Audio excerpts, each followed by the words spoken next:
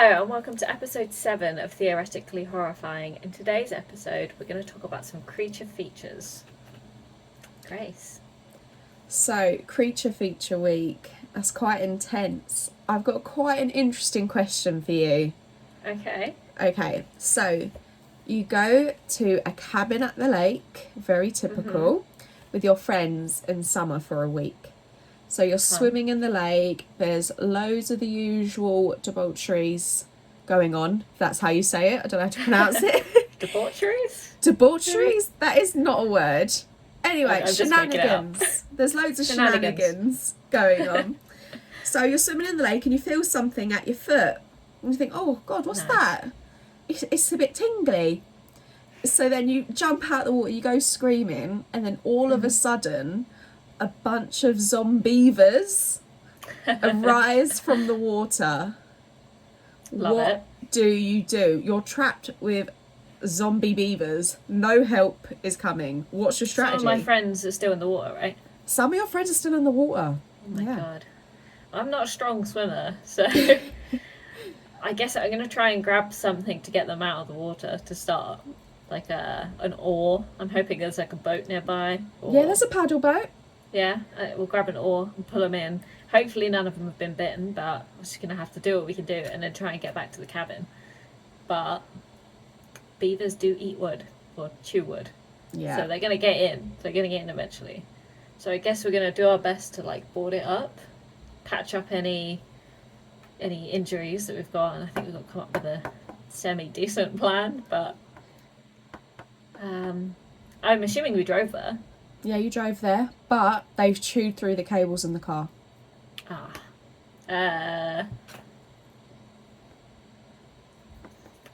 Any bicycles? No. Is this like a fun camp? No, literally you just took one car and there's no phone signal. Surely a beaver's not that fast. I think you could outrun a beaver. These beavers are really fast, just to make it difficult for you. Then again, I do potentially have friends with bikes too, so I mean, do we even know? Do we just think they're like rabid beavers at the moment, or are we aware that they're zombies? You think they're rabid beavers, so you don't actually know. Yeah, so I don't know that my friend's screwed. No. That's actually quite a hard situation to get out of without. They're fast as well. Yeah. Oh, we're just gonna have to fight. How many are there? Thousands. Yeah, I'm just trying to make this really difficult. I'm dead. I don't know what I can do. Because that's the thing, like it's a cabin, it's completely built out of wood. Yeah. I mean, we could, our go-to solution, just kill myself. Go to our go-to. I mean, you could try and lure the beavers in and set the cabin on fire, but then you've got to get out of a flaming cabin with beavers everywhere. I think we're just going to try and fight. I think a couple of us are going to, like the two fastest are going to have to run. Are you fast? I'm not. Nathan's very fast. Can I piggyback? I don't know how fast he can run with me on his back. I think I'm going to have to stay and fight.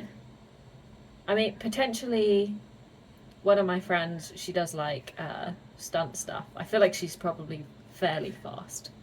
I don't know. I've never seen her run. But she's got probably faster than me. So maybe her and Nathan run. So that's the thing. I actually can't remember how that film ends. Well, I remember obviously one gets bit and then is zombified. And the hot girl, she runs away, right? The one who, like the final girl. Yeah, I think so. But then, spoiler, she just gets hit by a truck or something. So because right at the beginning of the movie, a deer is hit by a truck, right? A deer is hit by a truck. Yeah, because it's like a parody film. Yeah. Isn't it? And they're just chatting away and there's just big, like, wide shot of blood splatter hitting the windscreen. Yeah. Yeah. But I think, I guess some try and run for help. The rest have got to try and fight and protect the hurt ones. Yeah. And just hope for survival. Well, that's pretty good. I think that's the thing. When it comes to, like, reanimated creatures, I mean, I'd still sort of feel sorry for the beavers. It's not their fault. Because isn't it like a toxic waste situation? Yeah. Bless them. Do you know what I mean? Yeah, I'm sure they didn't want this. They probably just wanted to build dams and be beavers. Yeah, I think that's the thing. Because in films where the villain is sort of like this little thing, a bit like Chucky, you think you can always just boot it out the way. Yeah. But I don't think it's ever that simple. There's always... Yeah, I mean... Oh, you could... I mean, I'm guessing, because it's a cabin in the woods-ish, there's... they're probably prone to, like... like, rodent infestations. There's probably rat poison. So maybe you could, like, coat the wood or where you think they would get in with rat poison and hope that they eat it. But I don't know how long rat poison takes to work. Do you think you could lure them back into the lake and just put rat poison in the lake? Maybe. But then what... You'd need someone on, those like floaty things, that you'd need bait. That's the thing. I think one thing that's quite a spanner in the works is that a lot of those lakes sort of lead to a reservoir. I can't speak today. Reservoir. A lot of those a lot of those lakes lead to sort of like a general drinking area. Yeah, like cabin fever. That was going to be my next bit.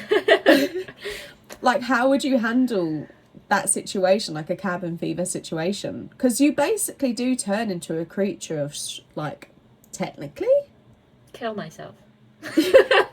Yeah, so I think the thing is, a creature is like a mutated animal, human, whatever. So what would you do if, say, for example, the cabin that you went to wasn't filled with zombie beavers, as you do, and it was actually in the water source, this sort of mutating flesh virus? Ugh, horrible. Our last episode I said that zombie apocalypse is my, like, worst case scenario. I lied. Yeah. Cabin fever is my worst case scenario. Because you can't even fight that. Like, zombies you can kill. Disease, it's game over. Gone. I think the thing is, with cabin fever, what makes it such like a cringy film, not in cringy in terms of embarrassing, but it makes your skin crawl, is that it's so visceral. It's so horrible. I hate it so much. It is like pure abjection put on screen, where it's just like the gore and the pussiness and all the other gross words like moist, or like sort of like thrive within the human body, and it's seeing like a decay in life form. It's horrible. Yeah. I'm not a big fan of cabin fever. I think because of that reason. I don't like to just be disgusted. Yeah. And I've got a really bad phobia of disease. So it's not for me. But will I watch it? Yes. 100%. Yes. I think that, but I hate it. I think like one of the worst bits in cabin fever is like when the sort of instigator for it to go from like 10 to 100 is when that homeless man shows up at the house. And he ends up getting in the car and then basically infecting the whole car to escape. Oh, yeah. Oh, it's just absolutely minging. Yeah. I'd take the beavers over that, 100%. 100%. It's like, have you seen Cabin Fever 2? Is that the one at the school? Yeah. Yeah. Oh my God, I was going to say to you, if you haven't seen it, please never watch it. Because I have never been more repulsed. The thing my issue with Cabin Fever 2 is it's disgusting and the plot isn't even good. No. At least the first one, it has like, the plot is decent. Like, it's pretty standard, but it's decent. Whereas the second one is just like, it's trying to be funny, but it's so disgusting that it's not funny. I hate Cabin Fever 2. Yeah, I think Cabin Fever, the first one, it has like Eli Roth's charm. Like him or hate him, it has that sort of like hint of comedy, horror, body horror, just gross out without tipping too extreme. But Cabin Fever 2, I want to say it's directed by T.I. West. I have no idea. But either way, I literally regret watching that film with every ounce of my body. Yeah. I finished it. I got halfway through and I was like, I don't want to finish watching this. And then I did. And I was like, it didn't get better.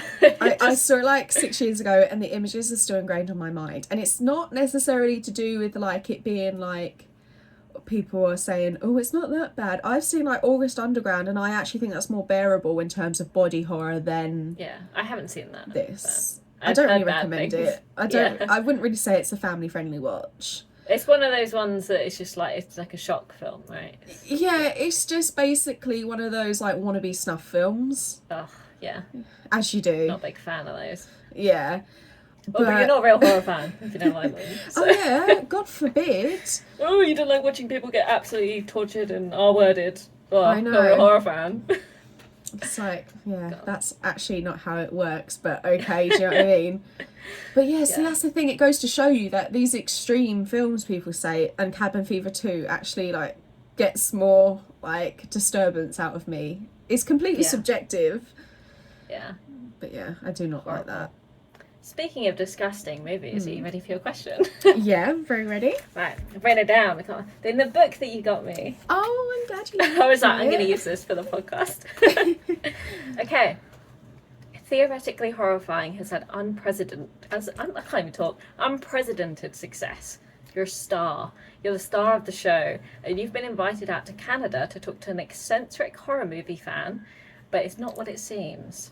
Upon your arrival, he tells you about his life. You're so invested in all the amazing things that he's done that you don't even notice the funny taste in the tea that he's given you. So next thing you know, you're strapped to a wheelchair.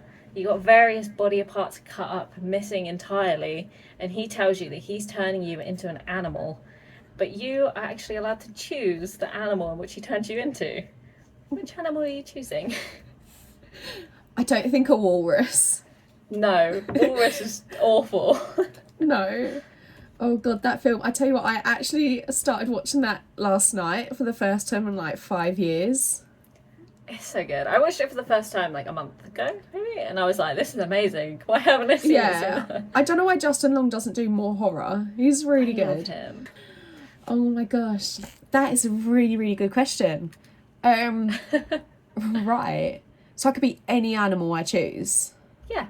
But bearing in mind, this guy's version of an animal is like grotesque and like chop shop version of an animal. Yeah. I mean, I feel like I don't know how it would work I feel like you kind of need to pick an animal that is 4 limbs or less. Like, because if you chose caterpillar, don't know why you would, but if you did, how are they? He's going to have to find other people to add the limbs. I mean, could you imagine like the human centipede meets Tusk? Yeah. Like, yeah. Disgusting. I think I'm going to choose a cat. Okay, yeah. Because actually that would be really disturbing, I think, because obviously I'm bigger than a cat, so that's going to be like a tiger-sized cat. Yeah. But you know tigers are massive, right? Yeah, but I think they have speed in them. And like, if I was going to be this sort of morbid animal, I'd want to escape. Yeah, that's what I was thinking. Yeah. I've already got my answer up in my noggin.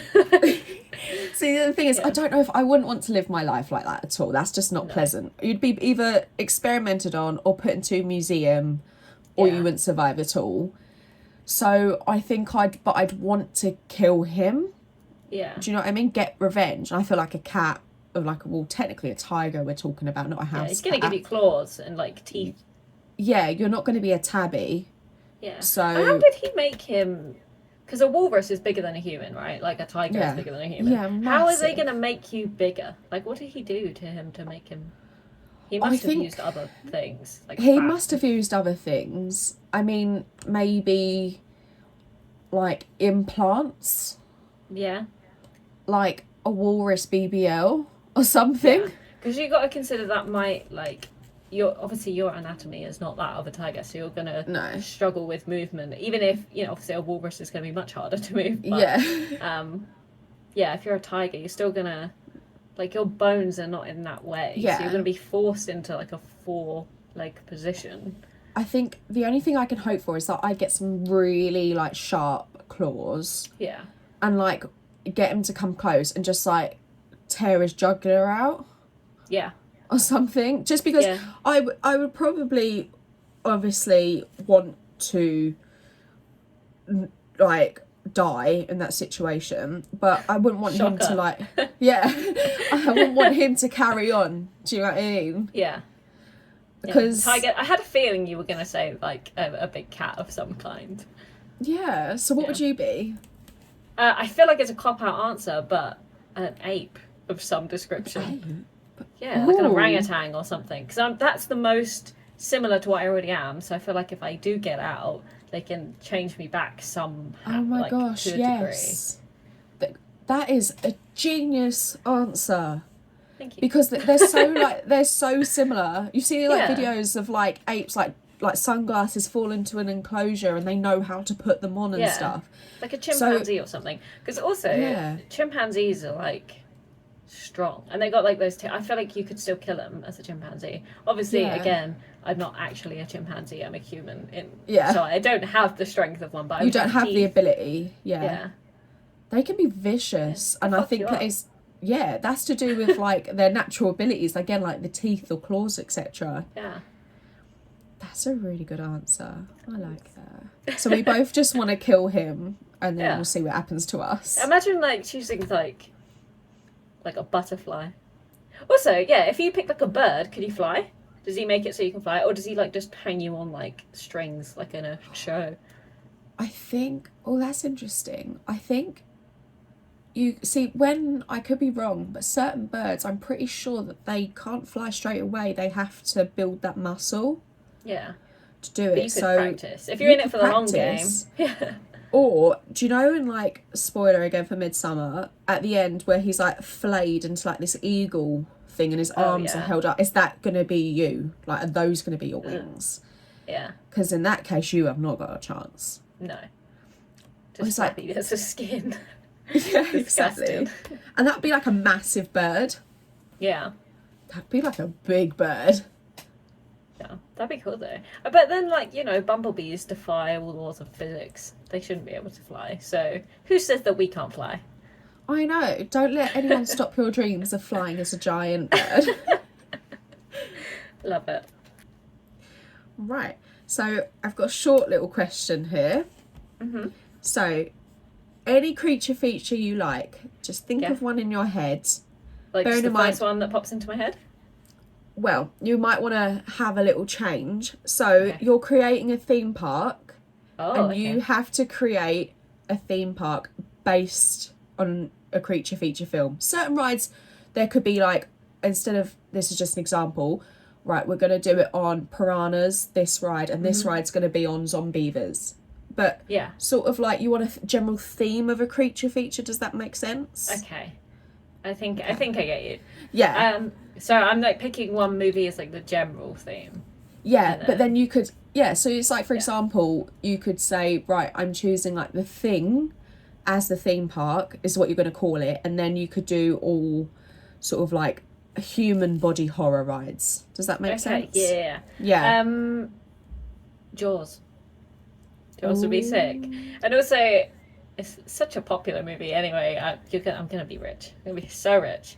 But I feel like Jaws, you could do some rides that are like water rides. You could like, mix it up, have water rides, have non-water rides. And then you could have just like the general theme of Jaws, as in anything with big teeth. So you could have a couple dinosaur rides in there. You could have, what's that one with the alligator?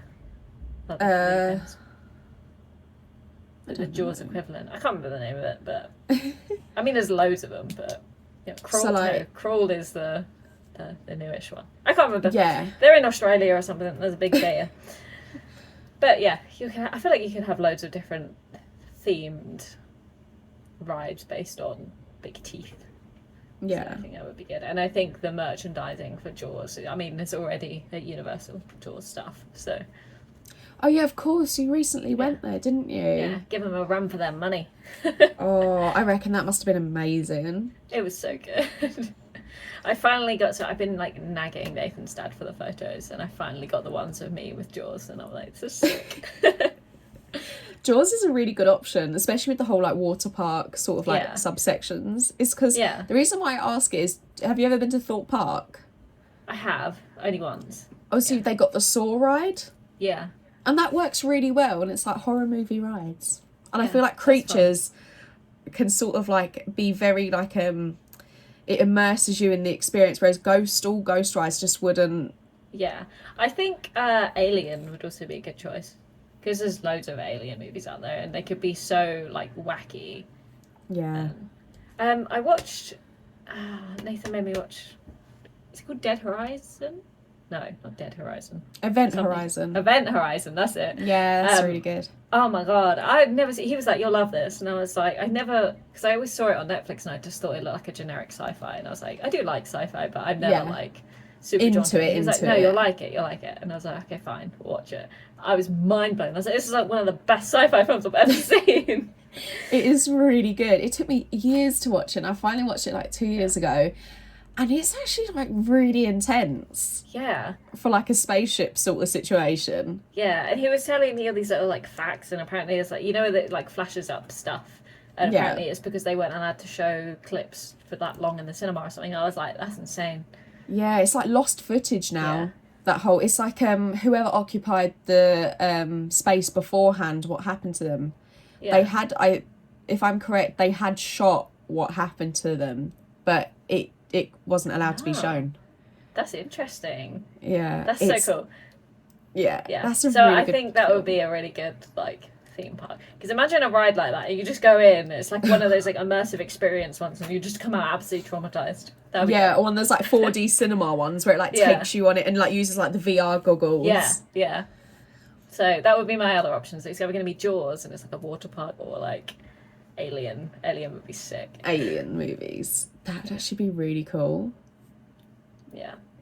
And then you could have like the kids bit in the Alien one with signs and with the kids party, and actually have the alien come out and scare the hell out of the kids. That scene is terrifying if it's the one I think you're on about. Yeah. Oh, yeah. Honestly, we've both seen a lot of horror, and then that scene in Signs literally gets me every single time. Yeah. Nathan, I mean, sometimes he admits it and sometimes he denies it, but his mum always used to say, "Oh, when he was a kid, he was so scared of that movie." I'm like, I don't blame him. I do not blame him.